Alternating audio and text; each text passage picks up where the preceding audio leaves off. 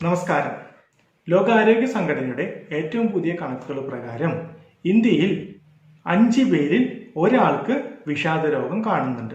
എന്നാൽ മാനസിക ആരോഗ്യ പ്രശ്നങ്ങളെക്കുറിച്ചുള്ള തെറ്റിദ്ധാരണകളും അറിവില്ലായ്മകളും അന്ധവിശ്വാസങ്ങളും മൂലം നേരത്തോടെ തന്നെ ഇതിന്റെ ലക്ഷണങ്ങൾ കാണുന്നുണ്ടെങ്കിൽ പോലും അതിനൊന്നും വലിയ പ്രാധാന്യം കൊടുക്കാതെ വരുമ്പോഴാണ് അവസാനം ഇത് ആത്മഹത്യയിലേക്കോ കൊലപാതകങ്ങളിലേക്കോ എത്തിച്ചേരുന്നത്. പുരുഷന്മാരെ അപേക്ഷിച്ച് സ്ത്രീകൾക്കാണ് വിഷാദ രോഗം കൂടുതലായിട്ട് കണ്ടുവരുന്നത്. വിഷാദം ഉണ്ടാകുന്ന സമയത്ത് ഇത്തരം വ്യക്തികൾ അവരുടെ പ്രശ്നങ്ങൾ ബന്ധുക്കളോടും സുഹൃത്തുക്കളോടും ജീവിത പങ്കാളിയോടുമൊക്കെ എല്ലാം ഷെയർ ചെയ്യും.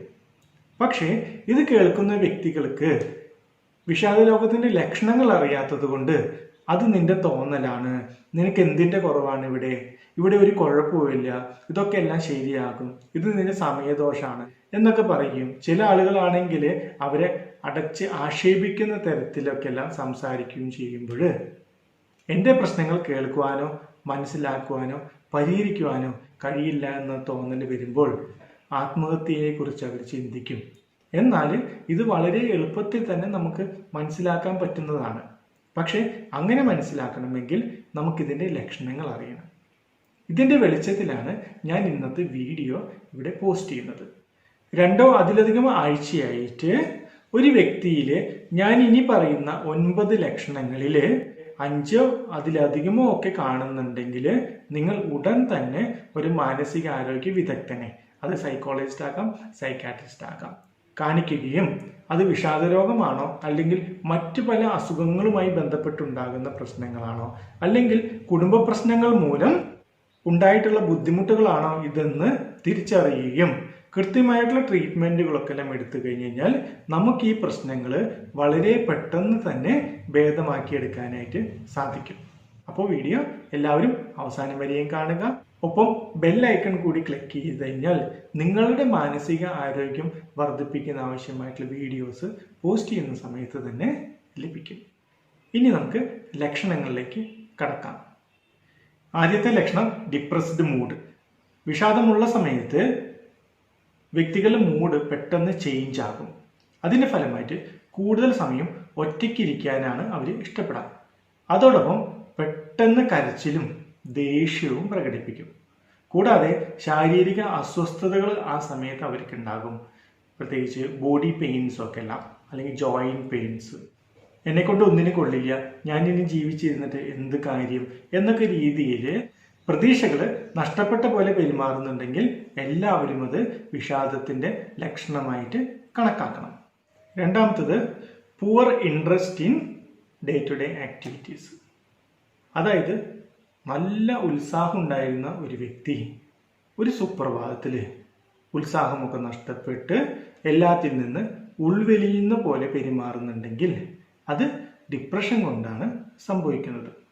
അതിൻ്റെ ഫലമായിട്ട് സാമൂഹിക കാര്യങ്ങളിൽ ഇടപെടാനുള്ള താല്പര്യങ്ങളൊക്കെ എല്ലാം അവർക്ക് കുറയും. പ്രത്യേകിച്ച് വിവാഹങ്ങളിൽ പങ്കെടുക്കുക, മരണാവശ്യങ്ങളിൽ പങ്കെടുക്കുക, സിനിമയ്ക്കൊക്കെ കുടുംബസമേതം പോവുക, പുറത്തുപോയി ആഹാരം കഴിക്കുക, ഇങ്ങനെയുള്ള കാര്യങ്ങളിലൊക്കെ എല്ലാം അവർക്ക് താല്പര്യം കുറയും.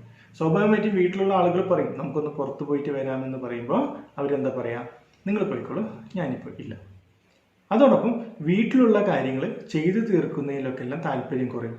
പങ്കാളിയെ സ്നേഹിക്കുന്ന കാര്യങ്ങൾ താല്പര്യം കുറയും, കുട്ടികളെ പരിചരിക്കുന്ന കാര്യങ്ങൾ താല്പര്യം കുറയും, ജോലി സംബന്ധമായിട്ടുള്ള കാര്യങ്ങളിൽ താല്പര്യം കുറയും, വിനോദങ്ങളിൽ ഏർപ്പെട്ടിരുന്ന വ്യക്തികൾ അതിൽ നിന്നൊക്കെ എല്ലാം പിന്നോട്ട് പോകും, ലൈംഗിക സംബന്ധമായിട്ടുള്ള കാര്യങ്ങളിലും താല്പര്യം കുറയും. മൂന്നാമത്തത് ചേഞ്ചസ് ഇൻ ആപ്പറ്റൈറ്റ്. വിഷാദമുള്ള സമയത്ത് ചില ആളുകൾ ഭക്ഷണത്തോട് വിരക്തി വരും. അതിന്റെ ഫലമായിട്ട് സാധാരണ കഴിക്കുന്ന രീതികളിൽ നിന്ന് വ്യത്യസ്തപ്പെട്ട് കഴിക്കുന്നതിന്റെ അളവ് കുറയുന്നതിന്റെ ഫലമായിട്ട് അവരുടെ വെയിറ്റ് കുറയാനായിട്ട് സാധ്യതയുണ്ട്. അങ്ങനെ വെയിറ്റ് കുറയുന്നതിന്റെ ഒപ്പം തന്നെ രക്തത്തിലെ HB ഹീമോഗ്ലോബിന്റെ അളവ് കുറയുന്നതിന്റെ ഫലമായിട്ട് വിളർച്ച കൂടി വരികയും എത്ര ഉറങ്ങിയാലും മതിയാവില്ല, മുടി കൊഴിച്ചിൽ, ക്ഷീണം, എന്നെക്കൊണ്ട് ഒന്നും ചെയ്തു തീർക്കാനായിട്ട് പറ്റുന്നില്ല, ഇങ്ങനെയുള്ള തോന്നലുകളൊക്കെ എല്ലാം ഈ കൂട്ടർക്ക് വരും.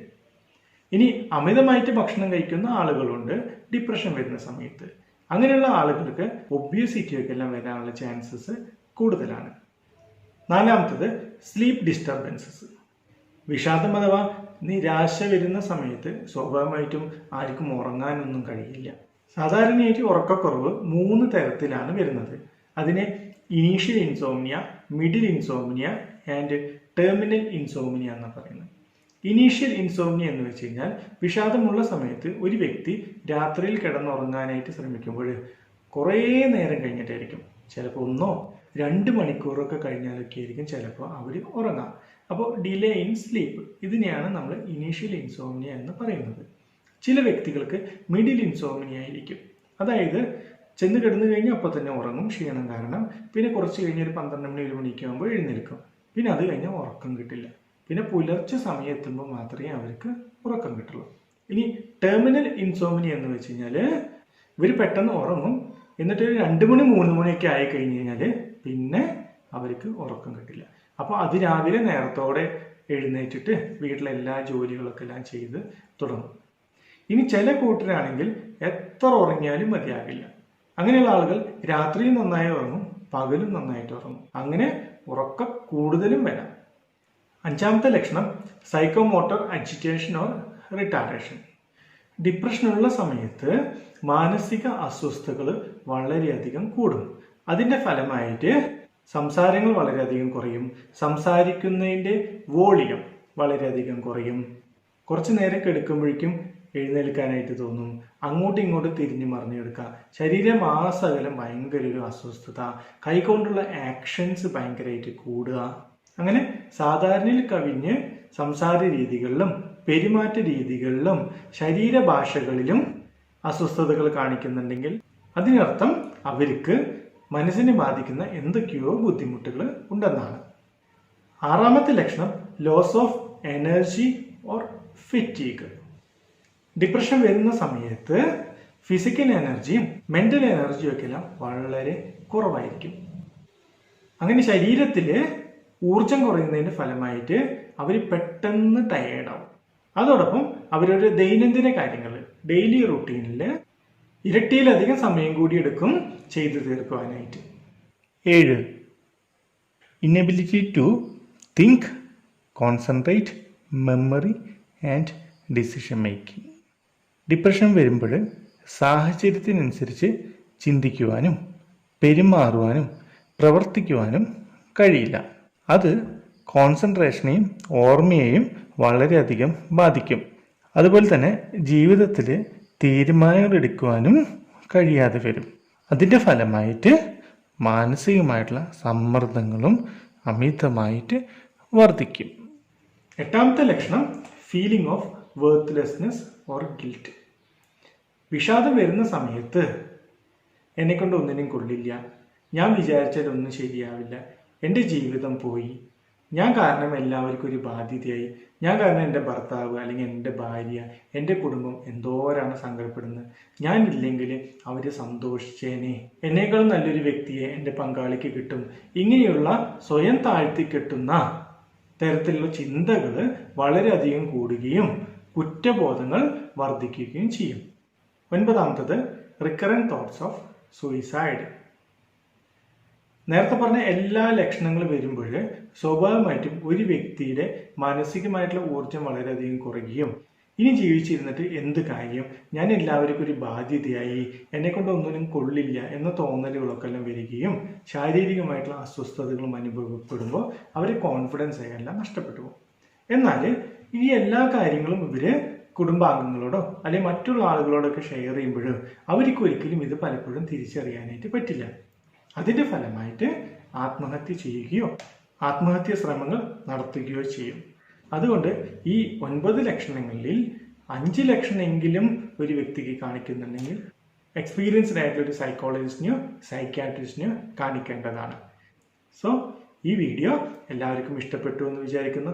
വളരെ പ്രാധാന്യമുള്ളൊരു വീഡിയോ ആണ്. അതുകൊണ്ട് എല്ലാവർക്കും നിങ്ങളിത് ഷെയർ ചെയ്ത് കൊടുക്കുക. ഒപ്പം മറക്കാതെ ചാനൽ സബ്സ്ക്രൈബ് ചെയ്യുമ്പോൾ ബെൽ ഐക്കൺ കൂടി പ്രസ് ചെയ്താൽ മാനസികാരോഗ്യം വർദ്ധിപ്പിക്കുന്നതിന് ആവശ്യമായിട്ടുള്ള വീഡിയോകൾ ഇനിയും നിങ്ങൾക്ക് ലഭിക്കുന്നതായിരിക്കും. Thank you.